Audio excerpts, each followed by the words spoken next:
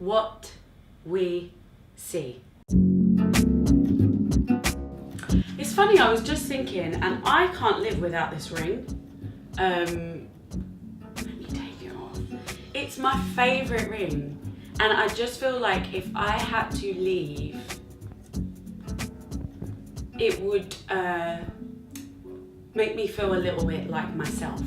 It's one of the first things I bought for myself when I made a little bit of money. I bought this after the first season of The Expanse, so it was one of my treats. I like real gold jewellery. I like kind of old school, intricately made, kind of like clumpy looking, like 80s, 70s, 80s jewellery. So I have quite a lot of it, but this was one of the first things I bought. I think my next thing, for practical purposes, would be my passport. Aside from being practical, I travel all the time, and not just for work, but just to explore. So I feel like I would definitely have my passport with me. And also that's my identity as well, it's who I am.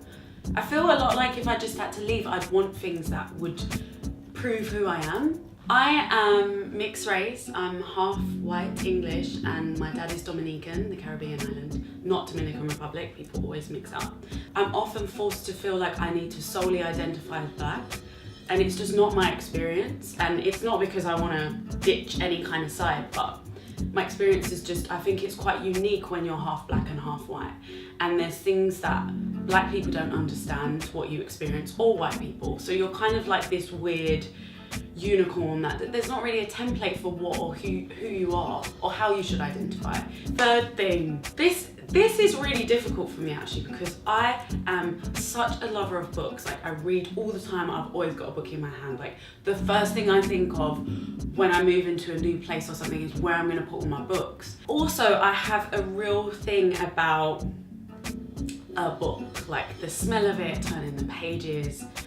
But I really like, if I had to leave, considering I had maybe a little time to think about it, I think I'd have to take one of those like reader things where I can just store all my favourite books on it and just have them. I read a lot of spiritual stuff as well, and I do a lot of research about nutrition, so I'd want all those things with me, always handy. So some kind of reader. I've been reading Audre Lorde's book.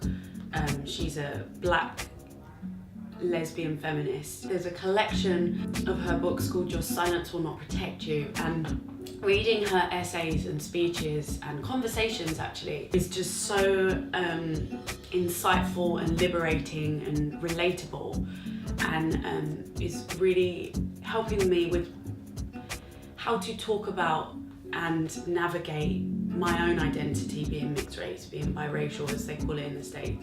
Number 4, I have to write. It's a necessity actually. So I would definitely take one of my many journals that I have, because I'm obsessed with stationery as well.